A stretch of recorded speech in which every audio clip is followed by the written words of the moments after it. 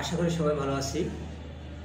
আমরা যারা ব্লগ এবং বাটিক নিয়ে কাজ করি আমাদের মধ্যে একটা গুরুত্বপূর্ণ একটা সমস্যা থেকে যায়, বিশেষ করে যারা নতুন আর কি, অনেকে যারা ভিডিও দেখে কাজ করার জন্য চেষ্টা করি, তাহলে একটা ভিডিওর মধ্যে আমরা সব কিছুর আমাদের মনের মধ্যে যেসব প্রশ্নগুলো আসে ওগুলো কিন্তু আমরা পাই না, বা আমাদের সলিউশনগুলো পাই না। তারপরে হচ্ছে কি ওই ভিডিওগুলোর মধ্যে তো সব কিছু তথ্য উল্লেখ করে দেওয়া হয় না, যার কারণে কোনো ভিডিওর মধ্যে আমরা ব্লগ কীভাবে করতে সেটা পাচ্ছি, কিন্তু রংটা কতটুকু নিচ্ছে সেটা পাচ্ছি না।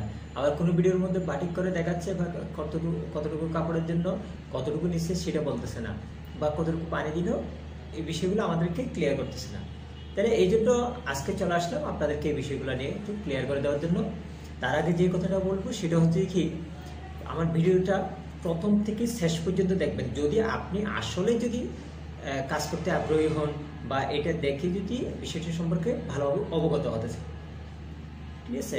আর যদি আপনার হাতে যদি সময়টা না থাকে তাহলে আপনাকে বলবো যে কি এখনই আমাদের ভিডিওটা লিখ নেন, আশা করি আপনার জন্য অনেক অনেক ভালো হবে, উপকার হবে। আচ্ছা ঠিক আছে, তাহলে এখন আমি চলে যাচ্ছি মূল আলোচনায়। মূল আলোচনা বলতে এখন প্রথমে ক্লিয়ার করব আমার ব্লকের ক্ষেত্রে কতটুকু রং লাগতে পারে বা কতটুকু কেমিক্যাল লাগতে পারে। এখন দেখেন, আমি আমার আগের ভিডিওগুলোতেও বলছি যে 3 গজ কাপড়ের জন্য একটা মিশ্রণ, মানে ওখানে তাহলে আমরা কি কি ব্যবহার করতেছি।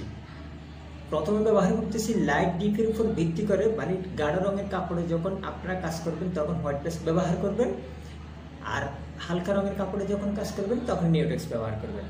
তাইলে নিউটেক্স এবং হোয়াইট পেস্ট এটা হচ্ছে কি আমাদের মূল কেমিক্যাল, ঠিক আছে। লাইট ডিপের উপর নির্ভর করে এই দুটো কেমিক্যালই ভিন্ন হবে। তাহলে বাকি আরও 4টা কেমিক্যাল আছে, একটা হচ্ছে কি এনকে, বাইন্ডার, অক্সাল, অ্যাক্রিলিন, এই 4টা কেমিক্যাল। তাহলে আমি লাইট কালার কাপড়ে মানে হালকা রঙের কাপড়ে যখন কাজ করব তখন নিউটেক্স ব্যবহার করব, নিউটেক্সের সাথে বাকি 4টা কেমিক্যাল যোগ করব, এনকে, বাইন্ডার, অক্সাল, অ্যাক্রিলিন। সেম ডিপ কালার কাপড়ে যখন কাজ করব তখন হোয়াইট পেস্টের সাথে এই 4টা কেমিক্যাল যোগ করব। তাহলে এগুলোর জন্য এগুলোর পরিমাণটা কতটুকু হবে 3 গজ কাপড়ের জন্য, ওই মিশ্রণটা কেমিক্যালের পরিমাণটা আমি ডেসক্রিপশন বক্সে উল্লেখ করে দিছি, আপনারা ওখান থেকে জেনে নেবেন।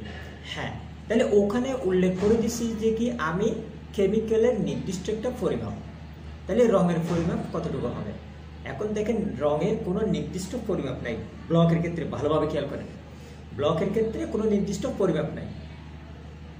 তাহলে আমরা কিভাবে রংটা মিশ্রণ করব, তাহলে আমি যে মিশ্রণটা বলে দিছি কেমিক্যালের মিশ্রণটা আগে সুন্দর করে নিব, তারপরে আমরা সেই মিশ্রণটার মধ্যে 5-6 ফোঁটা রং বা 3-4 ফোঁটা রং আগে দিয়ে ভালোভাবে একটু গুলিয়ে দিই। তারপরে দেখতেছি দেখি আমি যেরকম চাইতেছি সেরকম চলে আসছে, তাহলে কাজ শুরু করে দিব।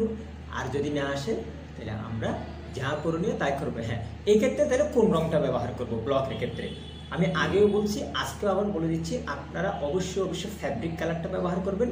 ফ্যাব্রিক কালার দোকানদার সহজে চিনবে না, সেক্ষেত্রে আপনারা কি বলবেন, র কালার অথবা অ্যাক্রামিন কালার, রেডি কোনো কালার দিয়ে আপনারা কাজ করবেন না। তাইলে আমি যে মিশ্রণটা বলে দিছি সেটা হচ্ছে কি 3 গজ কাপড়ের জন্য।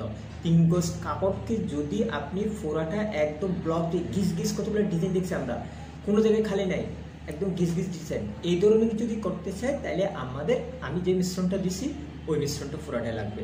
আর যদি ছুপ ডিজাইন হয় তাহলে অতটুকু আর লাগবে না। তাহলে 3 গজ কাপড়ের মধ্যে কাজ করবো সবসময় তাও নয়, আপনার যদি কাপড়ের পরিমাণ যদি বেড়ে দেয় তাহলে আমরা অবশ্যই তার মিশ্রণে বাড়াই ফেলবো আনুপাতিক হারে। এক্ষেত্রে অবশ্যই মাথায় রাখবেন, ব্লক করে অথবা বাটিক করে কাপড়ের মাঠটা অবশ্যই ছাড়া নেবেন। ওকে, তাহলে আমরা ব্লকের বিষয়টা ক্লিয়ার হইল। এবার হচ্ছে কি বাটিক। এখন দেখেন, বাটিকের ক্ষেত্রেও আমি 3 গজ বিষয়টা একটু ক্লিয়ার করে দিচ্ছি। 3 গজ একটা স্ট্যান্ডার্ড মাপ দিয়ে আপনি যদি ফ্রোশন রং ব্যবহার করেন প্লাস ভেট রং ব্যবহার করেন, সেক্ষেত্রে 1 তুলা রং দিয়ে আপনি 3 গজ কাপড় রং করতে পারবেন। এই ক্ষেত্রে আপনি যদি সালফার ব্যবহার করেন তাহলে সেক্ষেত্রে আপনাকে প্রতি গজ কাপড়ের জন্য 1 তুলা রং ব্যবহার করতে হবে। হ্যাঁ, ডিপ কালার করতে চাইলে আর একটু বেশি ব্যবহার করতে হবে, ভালোভাবে খেয়াল করেন। ফ্রোশিয়ান আর ভ্যাট রং হলে আমার প্রতি গজের জন্য প্রতি তুলা দিয়ে 3 গজ কাপড় রং করতে পারতেছি। আর সালফার ব্যবহার করলে তাইলে আমরা কি করতে পারতেছি, প্রতি গজের জন্য 1 তুলা করে লাগতেছে। হ্যাঁ, এই ক্ষেত্রে তাহলে আমাদের পানির পরিমাণ কতটুকু হবে? ঠিক আছে, পানির পরিমাণটা হচ্ছে কি ফ্রোশিয়ান হোক, ভ্যাট রং হোক, সালফার রং হোক, যেটা হোক পানির পরিমাণটা আপনার একই থাকবে। ঠিক আছে, মানে 3 গজ কাপড়ের জন্য সর্বোচ্চ 3 থেকে 4 লিটার পানি। এই জিনিসটা মাথায় রাখবে। আর হচ্ছে কি ভ্যাট রং এবং সালফারের ক্ষেত্রে গরম পানি ব্যবহার করবো আমরা সবসময়, আর ফ্রোশিয়ানের ক্ষেত্রে সবসময় ঠান্ডা পানি ব্যবহার করব। এবার আমাদের প্রশ্ন হতে পারে এই 3টার রঙের মধ্যে কোন রংটাই সবচেয়ে ভালো, বা আমরা কোনটা দিয়ে কাজ করলে সবচেয়ে ভালো আসবে।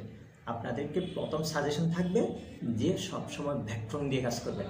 ফ্রোশিয়ান রং দিয়ে কোনো সময় কাজ করার জন্য আপনারা চেষ্টা করবেন না। হ্যাঁ, ভ্যাট রঙের পরে যে রংটাকে আপনারা প্রায়োরিটি দিতে পারেন সেটা হচ্ছে কি সালফার রং। ঠিক আছে, তাহলে এগুলাই ব্যবহার করবেন। এগুলা দিয়ে আমি কাজ করে আমার আগের ভিডিওগুলোতে বা এগুলো নিয়ে বিস্তারিত আমি বলছি, তাহলে এই জন্য আজকে এটা নিয়ে আর বিস্তারিত বলবো না। আমি যা আলোচনা করছি এটার মধ্যে যদি কোনো ধরনের প্রশ্ন থেকে থাকে আপনাদের মাঝে, তাহলে আপনারা ডেসক্রিপশন বক্সে আমার আইডি লিঙ্ক, পেজ লিঙ্ক পেয়ে যাবেন। যেটাতে সুবিধা হয় সেটাতে আমার সাথে সরাসরি যোগাযোগ করবেন। এছাড়াও কেউ যদি ব্লক, বাটিক, হ্যান্ড পেইন্ট এবং আর্টিফিশিয়াল গহনা বা গায়ে হলুদের গহনা নিয়ে যদি আপনাদের কোর্স করতে চান, তাহলে সেক্ষেত্রেও আমাদের পেজে যোগাযোগ করতে পারেন। আমাদের রেগুলার এই কোর্সগুলো চালু রয়েছে। আজকের মতো এখানে শেষ করতেছি। আল্লাহ হাফেজ, আসসালামু আলাইকুম।